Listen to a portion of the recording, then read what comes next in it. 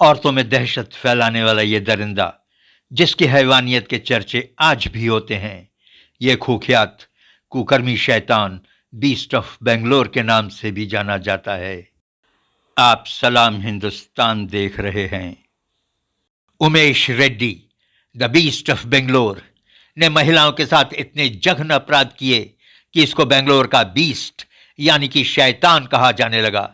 इस दरिंदे की हैवानियत के चर्चे आज भी होते हैं।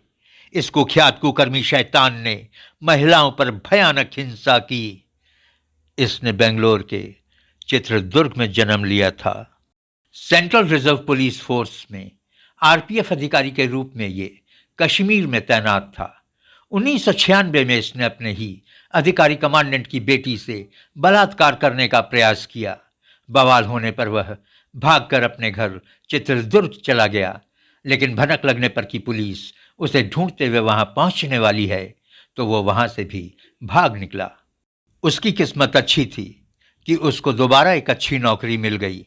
वह जिला सशस्त्र रिजर्व पुलिस में शामिल हो गया।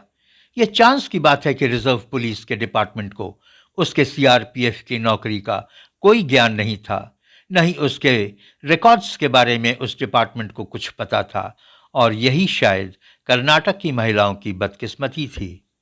90 के दशक में वो बेंगलोर की सड़कों पर छिपकर और दुबककर अचानक महिलाओं का शिकार करने लगा। महिलाएं इस कदर डरने और अपने आप को असुरक्षित महसूस करने लगी थीं कि सूरज ढलने के बाद वो अकेले घर से बाहर जाने में घबराने लगी थीं।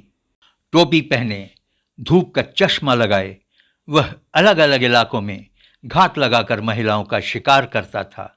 ये वहशी दरिंदा उनको झाड़ियों में खींच ले जाता था और उनके साथ बलात्कार करता था। उसके बाद उनकी हत्या कर देता था और उन्हें बिना कपड़ों के ही उन झाड़ियों के बीच छोड़कर भाग जाता था। बेंगलोर में तहलका मच गया था।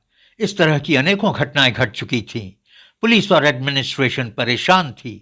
मर्डर, लूटमारी और रेप का सिलसिला थमने को नहीं था और तब तक चलता रहा जब तक कि एक दिन एक लड़की उसके चंगुल से भागने में सफल नहीं हो गई और जिसकी वजह से दरिंदे की पहचान हो सकी। उसके पकड़े जाने पर मर्डर और रेप का खुलासा तो हुआ ही, बल्कि एक और अजीब और गरीब बात सामने आई। उसे महिलाओं के कपड़े, खासकर अंडरगारमेंट्स इकट्ठा करने का शौक था। यह सिर्फ इकट्ठा करने तक ही सीमित नहीं था, बल्कि वह उन्हें अपने कपड़ों के नीचे पहनता भी था। इस दरिंदे ने 18 महिलाओं के साथ कुकर्म और हिंसा का वारदात किया, लेकिन कानून के शिकंजे से बचा रहा। यह भी एक ताज्जुब की बात है। 1958 में उसने पीणिया के 37 साल के विधवा का बलात्कार किया और उसके बाद उसकी हत्या कर दी थी। कहा जाता है कि ऊपर वाले के यहां देर हो सकता है, लेकिन अंधेर नहीं।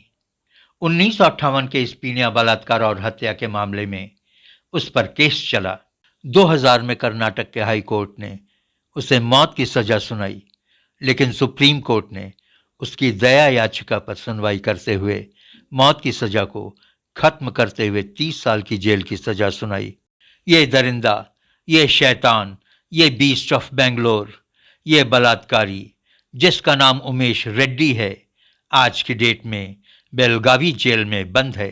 केस को सुलझाने में इतना विलंब, 18 महिलाओं की हत्या और बलात्कार पुलिस एडमिनिस्ट्रेशन को कटघरे में लाकर खड़ा कर देता है। यह पुलिस की जवाबदेही और कानून व्यवस्था की खामियों पर सवाल उठाता है।